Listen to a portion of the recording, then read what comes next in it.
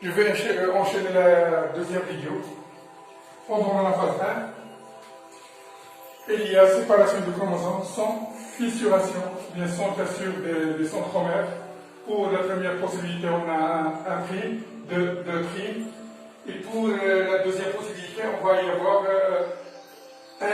une cellule à un prime, deux primes, c'est-à-dire le chromosome de prime va aller vers le pôle le plus proche, le plus loin de la cellule, et le chromosome 2, au lieu de migrer vers le pôle le plus proche de la cellule, c'est-à-dire le pôle nord, il va migrer vers le pôle plus éloigné de la cellule, c'est-à-dire le pôle sud. Et on va conserver la position de 1'. On va y avoir une cellule à 1', 2',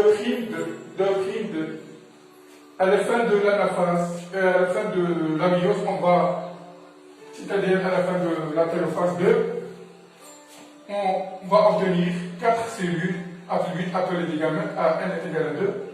Deux de ces 4 cellules sont identiques. Deux gamètes génétiquement différents. On va obtenir 2 gamètes génétiquement différents dans ce cas et 2 gamètes génétiquement différents dans ce cas. La première possibilité donne 2 gamètes génétiquement différents si les gamètes sont 1, 2 et 1', 2'. 1, 2 et 1', 2'. La deuxième possibilité donne 2 gamètes génétiquement différents si les gamètes sont 1, 2' et 1', 2'. C'est-à-dire, si on part d'une cellule à 2 égale à 4, si cette cellule subit la méiose, et si au cours de cette méiose se déroule le phénomène de brassage interchromosomique, cette cellule va donner, cette cellule à 2 est égale à 4, va donner 4 gamètes génétiquement différents. 1, 2, 1', 2', 1, 2' et 1', 2', et 1', 2. En réalité, c'est-à-dire dans notre organisme, si la cellule mère de gamètes mâles ou femelles à 2 est égale à 46, si cette cellule subit le brassage interchromosomique, il va donner 2 à la puissance 23 gamètes mâles ou femelles génétiquement différents, c'est-à-dire à peu près 8 millions de gamètes génétiquement différents.